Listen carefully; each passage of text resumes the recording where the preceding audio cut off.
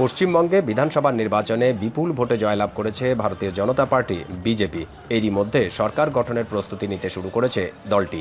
কিন্তু ভূমিধস এ জয়ের পরেও সহিংসতা রাজনীতি থেকে বেরিয়ে আসতে পারেনি সদ্য জয়ী এই দলটি। নিজেদের ক্ষমতার জানান দিতে প্রতিপক্ষ তৃণমূল কংগ্রেসের নেতাকর্মীদের উপর সহিংস হয়ে উঠেছে বিজেপির কর্মীরা।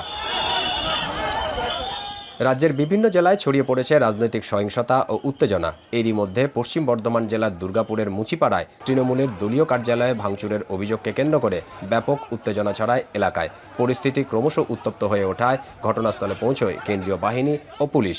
আসানসোল বাসস্ট্যান্ড এবং গোধূলি মোড়ে তৃণমূলের 2টি দলীয় কার্যালয়ে ভাঙচুর করে তাতে অগ্নিসংযোগ করা হয়।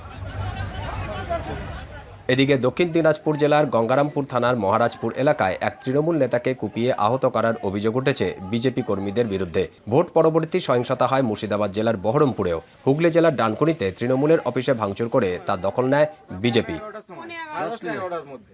এছাড়া কলকাতা, বর্ধমান জেলার চুরুলিয়া, ইটাহারে, মধ্য হাওড়ার ডুমুরজোলা, মালদা ও হাওড়া জেলায় তৃণমূল কংগ্রেসের নেতাকর্মীদের কার্যালয়, বাড়ি ও দোকানে ভাঙচুরের অভিযোগ উঠেছে বিজেপি কর্মী সমর্থকদের বিরুদ্ধে।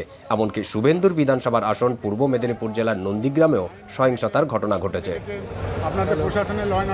অন্যদিকে হামলার অভিযোগ উঠেছে তৃণমূলের বিরুদ্ধেও। হাওড়ার উদয়নারায়ণপুরে বিজেপির এক কর্মীকে হত্যার অভিযোগ তৃণমূলের বিরুদ্ধে।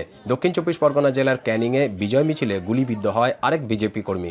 একই জেলার ক্যানিং এলাকাতে জয় শ্রীরাম স্লোগান দেওয়ায় 3 বিজেপি কর্মীকে মারধরের অভিযোগ থাকলেও তা অস্বীকার করেছে তৃণমূল কংগ্রেস।